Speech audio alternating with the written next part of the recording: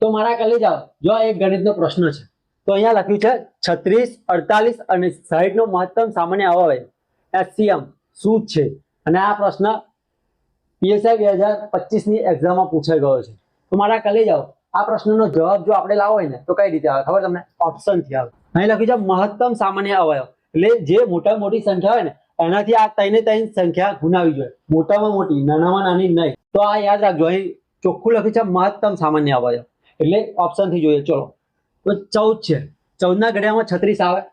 ના આવે, કેમ કે 14 દુ 28 અને 14 તારી 42 થાય. પછી એટલે આ એ જવાબ નહીં આવે. પછી ઓપ્શન બી છે, એમાં 20 છે. તો 20 ના ઘડિયામાં 36 આવે? ના આવે.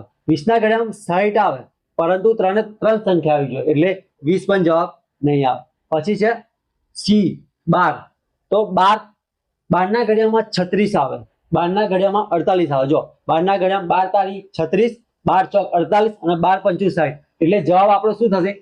સી 12 જવાબ આવશે. જો 18 ને બી આપણે ચેક કરી લઈએ. 18 ના ઘડિયામાં 36 આવે, 18 દુ 36 થાય, પરંતુ 18 ના ઘડિયામાં 48 કે 60 ના આવે, એટલે આપણો આ બી જવાબ નહીં આવે. એટલે ખાલી જવાબ શું આવશે? સી 12 આવશે. તો મિત્રો, આવા પ્રશ્નોને આપણે ઓપ્શન થી ટ્રાય કરવો જોઈએ, જેથી ઓપ્શન થી આપણો ટાઈમ બી વેસ્ટ ના થાય અને તમને ખબર જ હશે કે પરીક્ષામાં ટાઈમનું મહત્વ કેટલું છે.